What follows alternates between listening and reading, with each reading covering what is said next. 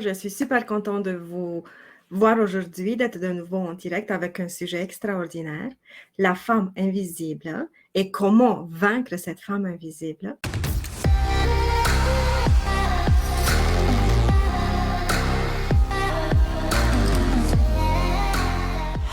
Mais avant de commencer effectivement le sujet, j'aimerais bien me présenter. Mon nom est Shnestra Mora, je suis coach intuitive spécialisée dans la guérison de l'enfant intérieur et ma mission est d'aider les femmes de passer de la souffrance au bonheur.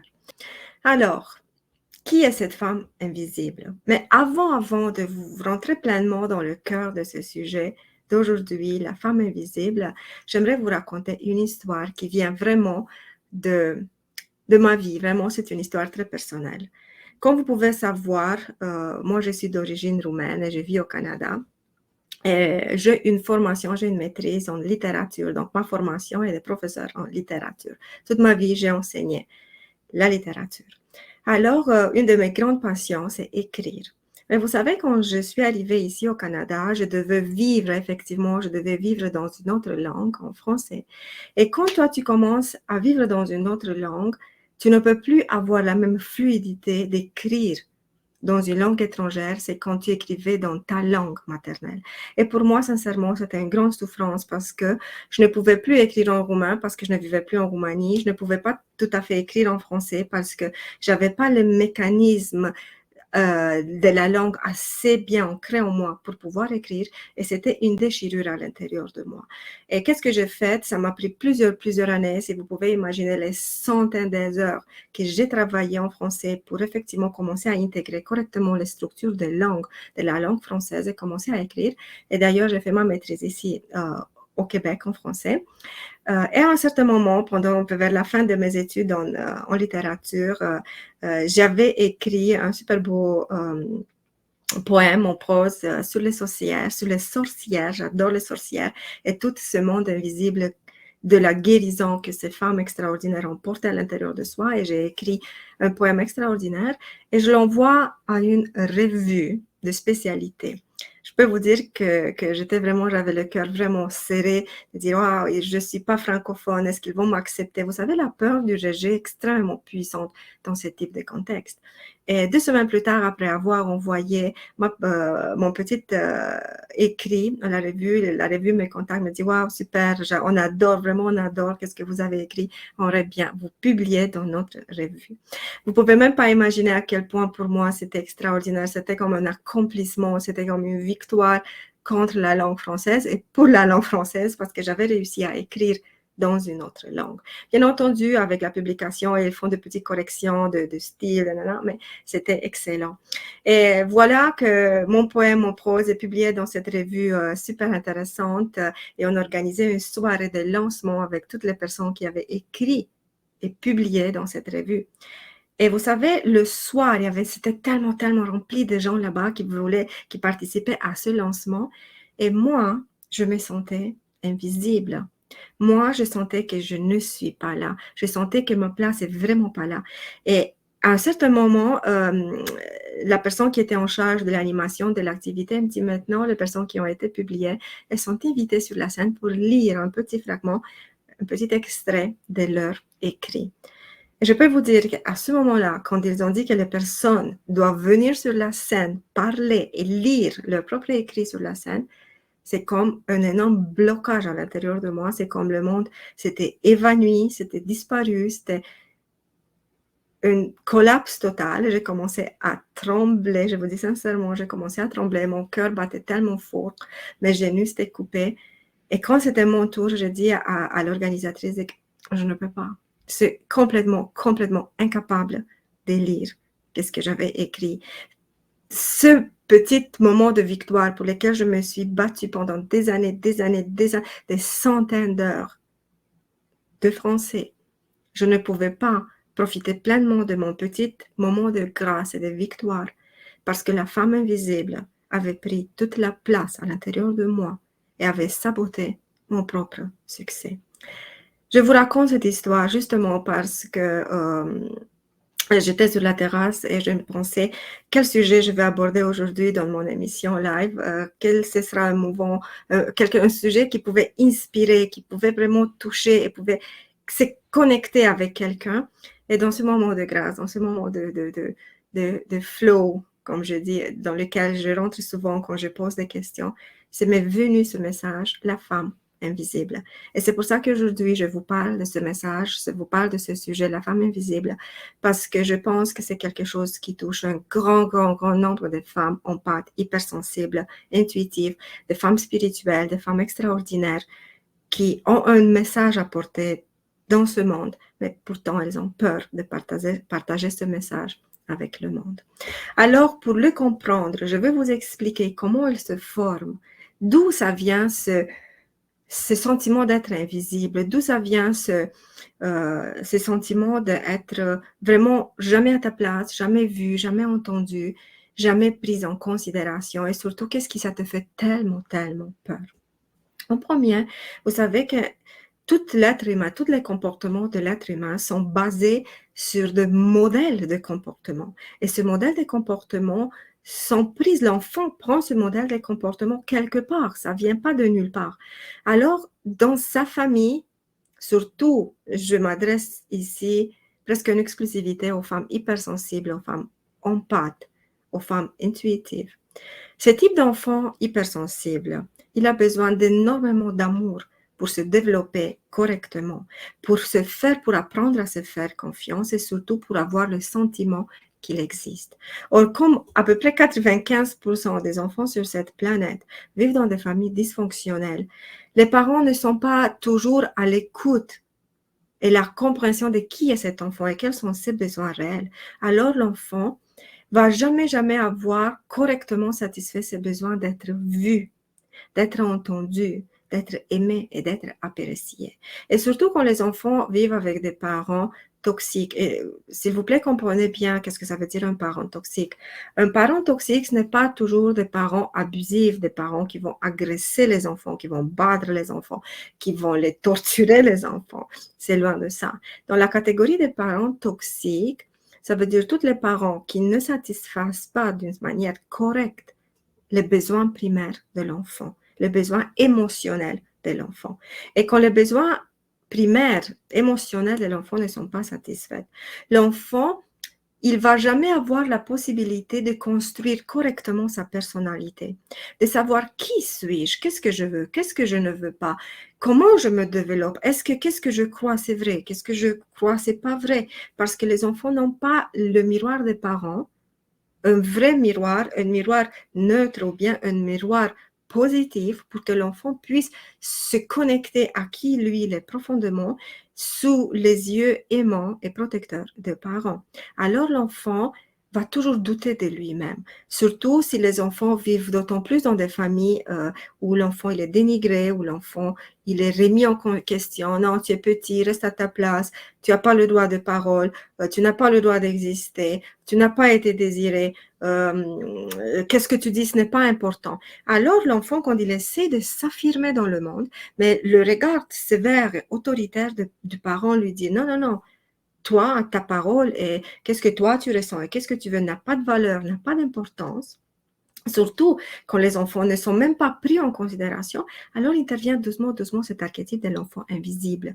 L'enfant sent qu'il n'existe pas pour les autres. L'enfant sent que sa parole et toute son existence n'est pas vraiment prise en considération par les autres. Alors, il commence à douter de lui-même. Pour ne pas aller juste dans les cas extrêmes, vraiment où l'enfant est agressé, où l'enfant vit beaucoup de violence, et alors, tout ce qui ça devrait construire, sa personnalité, ça veut dire estime de soi, confiance en soi, amour de soi, disparaissent. On ne fait pas ce que disparaissent à partir de l'état de base pure dans lequel l'enfant est bien au monde, mais n'arrive jamais à se développer correctement. Et l'enfant, en grandissant, va toujours remettre en question sa propre existence. Et je vous dis, c'est grand. On remet en question notre propre existence. Je vous dis parce que justement, moi, je proviens, ma source, c'était vraiment cet archétype de l'enfant invisible. Et je vous dis que j'avais le sentiment que je n'existe pas, qu'est-ce que je dis, c'est pas important. J'avais le sentiment que dans une salle de 1000 personnes, personne va me voir, personne va m'écouter, que je suis transparente, quelqu'un peut passer à travers moi et ce sera OK. j'ai pas de valeur, j'ai pas d'importance.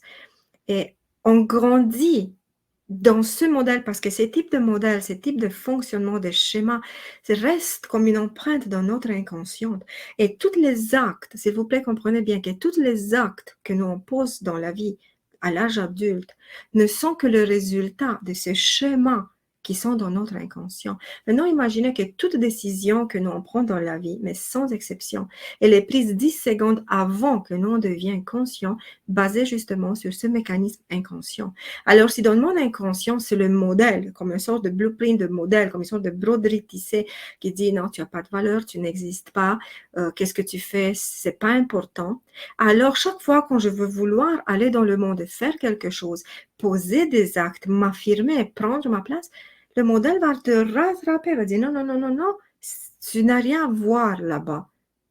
Tu sais bien que tu vas être rejeté, tu sais bien que euh, tu vas être abandonné, tu sais bien que personne va accepter qui tu es et qu'est-ce que tu fais. Et alors l'enfant va douter en permanence, ça veut dire l'enfant à l'intérieur de l'adulte, parce que quand ce type de schéma s'est construit dans notre psyché, les émotions, pour faire un peu plus court et plus clair, quand notre enfant intérieur, il est blessé, ok? Ça veut dire une famille dysfonctionnelle, où on n'a pas pu, ou famille toxique, comme je vous ai dit, pas absolument famille abusive, mais famille où l'enfant n'a pas pu vraiment correctement développer sa personnalité, reste le niveau émotionnel de l'adulte reste au niveau de 4-5 ans. Maintenant, imaginez, doubler de ces schémas de l'inconscient.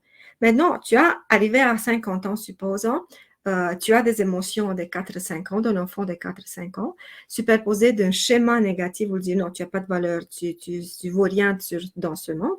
Alors, imaginez nos réactions basé sur un schéma toxique et basé sur des émotions d'un enfant de 4-5 ans. C'est pour ça qu'on a tellement de personnes, je vous dis, maintenant ça fait 7 ans que je travaille comme coach et j'ai la possibilité de travailler jusqu'à maintenant à peu près 4000 personnes qui sont dans ma base de clientèle qui ont travaillé avec moi sous différentes formes.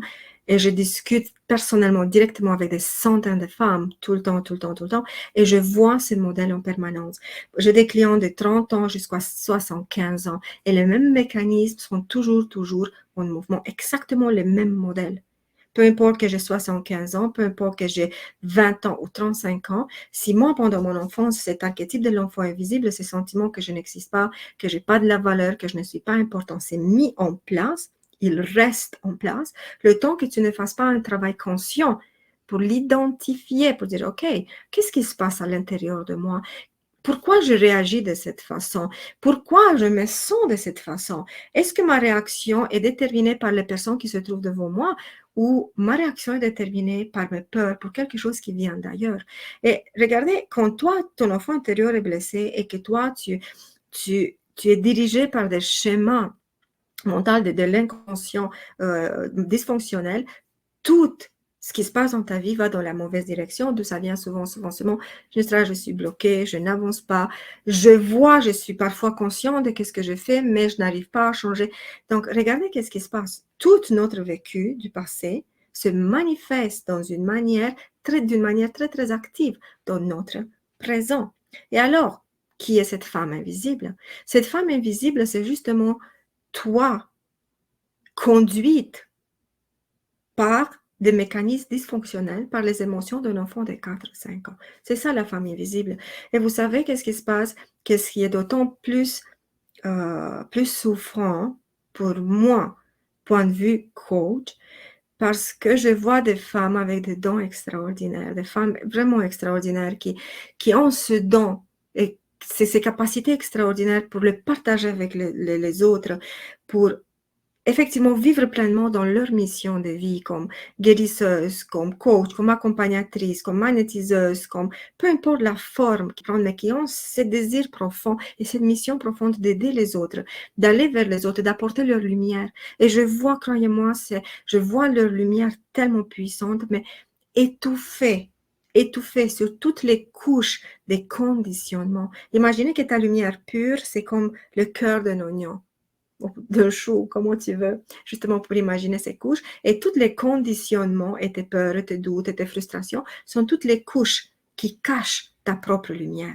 Alors, qu'est-ce que tu dois faire? Tu dois enlever les couches des conditionnements pour arriver à qui tu es, essence pure, et vaincre la femme invisible. Et quand je dis vaincre la femme invisible, ça veut dire que tu dois sortir de ce dysfonctionnement, de ce schéma inconscient qui te dit tu n'as pas de valeur, tu n'es pas importante, peu importe qu'est-ce que tu fais, personne ne va voir, tu ne seras jamais prise en considération.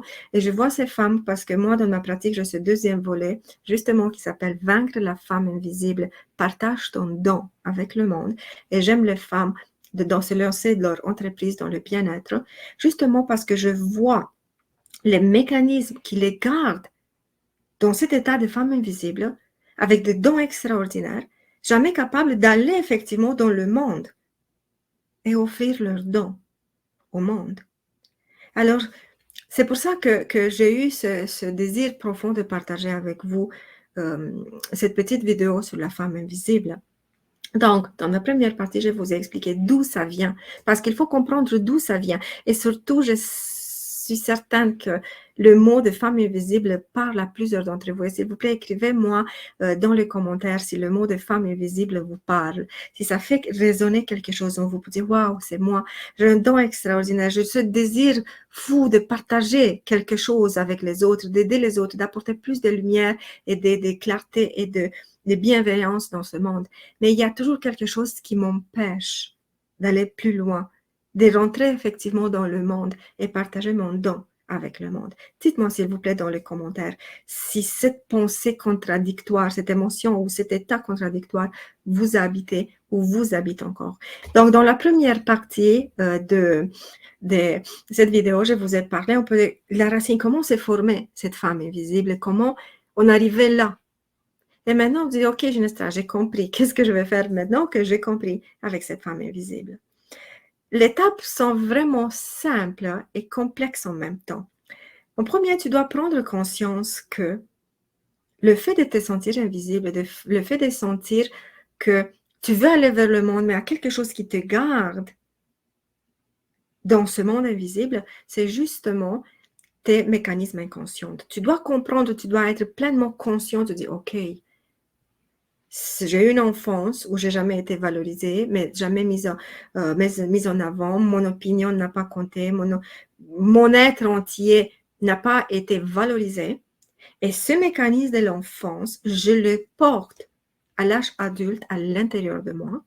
Et toute décision et tout acte que je vais poser dans le monde maintenant à l'âge adulte sont basés sur ce mécanisme inconscient qui habite ici, dans le monde inconscient, ok? C'est très important, ça c'est l'étape numéro 1, de comprendre et de devenir vraiment super clair. C'est à cause de ça que j'ai peur de m'affirmer dans le monde, ok? Étape numéro 2, il faut sortir de là, parce que juste prendre conscience d'un mécanisme n'est pas suffisant. Il faut sortir de là. Et comment tu vas sortir de là? Il faut un peu le retracer. Il faut aller comme un peu de marche arrière, en reculant pour dire, OK, qu'est-ce qui s'est passé? Effectivement, quand cet archétype, quand ce modèle dysfonctionnel a pris vraiment racine. Et alors, analyse ton histoire personnelle. Effectivement, c'est ça le mouvement que tu dois faire. Analyse ton histoire personnelle. Va voir un peu qu'est-ce qui s'est passé, dans quel milieu tu as grandi, quels étaient les mots que les parents utilisaient avec toi, quelles étaient l'image que les parents reflétaient. Justement, j'avais ce matin une consultation avec une personne, avec une femme extraordinaire, qui d'ailleurs, je la félicite, elle va travailler bientôt avec moi. Elle m'a dit, Ginestra, j'ai toujours été dénigrée. Tout ce que je disais n'avait pas de valeur. On disait, tu es petite, tu n'as pas ta place ici. Et je me suis habituée à toujours rester dans un coin parce que je suis petite et je n'ai pas ma place. Je suis petite et je n'ai pas ma place. Et quand même, j'ai 50 ans maintenant, je veux quand même avoir ma place. Et je ne sais pas comment faire pour prendre ma place. Et vous savez, une question extraordinaire qu'elle m'a posée, est-ce que j'ai le droit de prendre ma place? Et à ce moment-là, c'est comme, ça me revient toujours avec presque toutes mes clientes, cette question de légitimité. Parce que quand toi, tu vis dans ce sentiment que tu n'existes pas, que tu n'es pas importante, que tu es invisible, d'un coup, passer de l'autre côté et dire « Non, je m'affirme, je prends ma place, je veux savoir qui je suis et comment je suis », ça vient « Mais est-ce que j'ai le droit ?» C'est comme tu demandes la permission à quelqu'un, est-ce que j'ai le droit de prendre ma place, est-ce que j'ai le droit d'exister? Et moi, je te dis clairement, tu as le droit de prendre ta place. Parce que si tu es sur cette planète, tu es vivante, ça veut dire que tu as ta place. Tu n'as pas pris la place de personne d'autre. Tu as ta place. Maintenant, c'est juste une question de revendiquer, justement, de revendiquer ta place.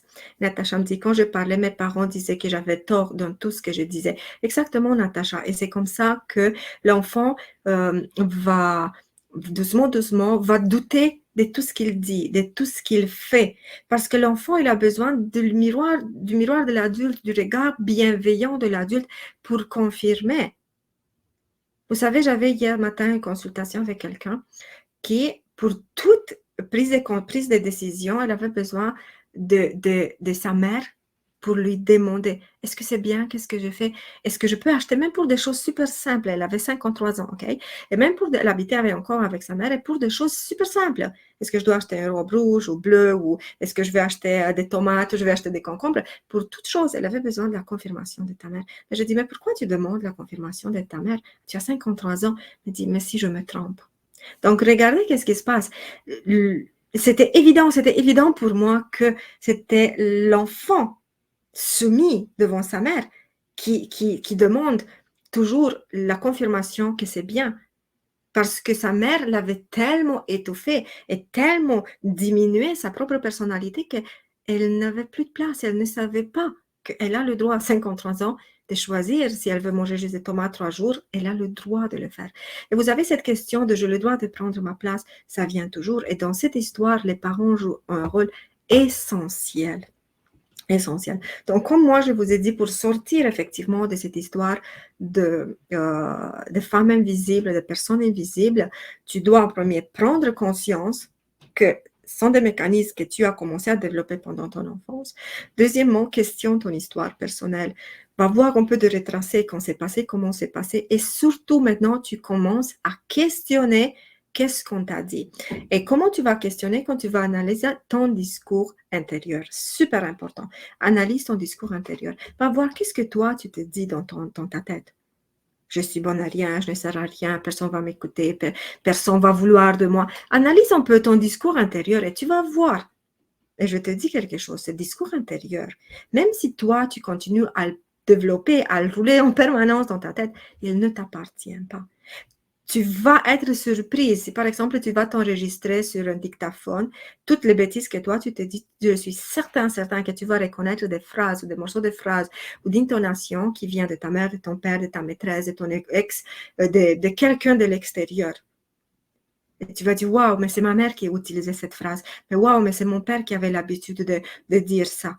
Et tu vas être surprise parce que l'enfant n'a pas de filtre. Entre 2 et 7 ans, l'enfant n'a pas de filtre. Et comme une éponge, il prend tout ce qui se passe à l'extérieur. Pour l'enfant, c'est vrai. Si ta mère te dit, tu n'as pas de valeur, ben, l'enfant va vraiment le croire qu'il n'a pas de valeur. Si ta mère va te dire, tu ne sers à rien, ben, l'enfant va le croire qu'il ne sert à rien. Si le parent va lui dire, tu n'as pas ta place ici parmi les adultes parce que tu es petit, tu n'as pas d'importance, l'enfant va le croire. Et plus l'enfant va accumuler grand nombre de croyances limitantes, de ces systèmes de dysfonctionnement, l'enfant va les garder. L'enfant veut les garder, il va les perpétuer et va les, malheureusement, va les laisser en héritage à leurs enfants parce qu'ils vont reproduire exactement le même modèle. Comme je vous ai dit, les modèles inconscients dysfonctionnels sont une sorte d'héritage maudit qu'on passe d'une génération à une autre. C'est pour ça toute cette histoire de faire un nettoyage transgénérationnel. Mais l'héritage, le nettoyage transgénérationnel va se faire quand toi, à l'intérieur de toi, tu commences à te débarrasser de tout ce qui n'est pas à toi. Donc, c'est pour ça que je te dis une stratégie essentielle pour que tu sors de ce type de structure invisible, femme invisible. Questionne cette voix qui te parle à l'intérieur de toi. Tu dis, ben, qu'est-ce que je me dis? J'avais une cliente, j'adore, parce que je veux dire, j'ai beaucoup de clientes. J'ai des histoires extraordinaires avec ces clients. J'avais une cliente qui, elle s'est parlée dans sa tête, vraiment, elle avait un discours extrêmement violent par rapport avec elle-même. Elle avait échappé, par exemple, une bouteille de détergent elle voulait faire la lessive. Elle a échappé effectivement la bouteille de détergent par terre. Et de cette histoire, et ça c'était juste un petit exemple parce que c'était son habitude, elle a dit, tu es vraiment nul, tu ne sers absolument à rien, ce sera mieux que tu meurs. Vous comprenez à quel point elle se faisait de la violence, des choses comme ça, on me dit pareil, tu ne vas jamais rien faire, regarde, tu es une bonne à rien, tout ce que tu fais, ça ne donne aucun résultat. Et elle était hantée en permanence par ce discours négatif qui ne lui appartenait même pas. Parce que j'ai fait un travail régressif avec elle pour retracer tout ce discours. Et quand elle a vu qu'elle se disait en permanence tout ce que sa mère lui avait dit pendant toute son enfance, elle était comme, oh, Shnestra, je ne peux pas croire. Je ne peux pas croire que depuis tout ce temps, je me fais violence. Je dis exactement ce que ma mère me disait et j'ai haï ma mère. J'ai haï ma mère, je déteste ma mère par tout le mal qu'elle m'a fait. Et je voulais juste me débarrasser d'elle. Et regarde qu'à l'intérieur de moi, je nourris la voix de ma mère. Parce que c'est ça que vous faites. Quand vous commencez à vous dire toutes ces stupidités, vous ne faites que nourrir la voix méchante de ceux qui vous ont fait du mal. Alors vous avez effectivement, zéro pouvoir sur votre vie, effectivement, parce que le discours mental, s'il vous plaît, n'oubliez pas, le discours mental, qu'est-ce qu'on se dit dans notre tête, détermine nos actes, détermine nos émotions, détermine nos choix, détermine absolument tout. Si toi, tu te dis en permanence, je ne sers à rien, je suis bonne à rien, ma vie est nulle, alors comment tu vas avoir l'envie de créer quelque chose? Comment tu vas avoir envie de commencer un nouveau projet, d'aller vers le monde et vraiment aller avec un cœur ouvert? Comment ce sera possible que tout ce que toi, tu te dis 24 sur 24, c'est va mourir, tu es bon à rien, tu ne sers à rien, tu es nul.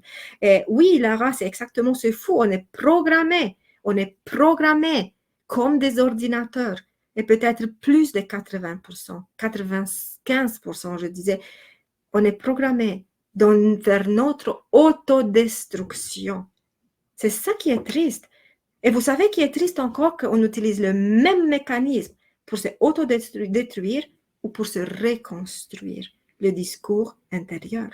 C'est exactement le même mécanisme.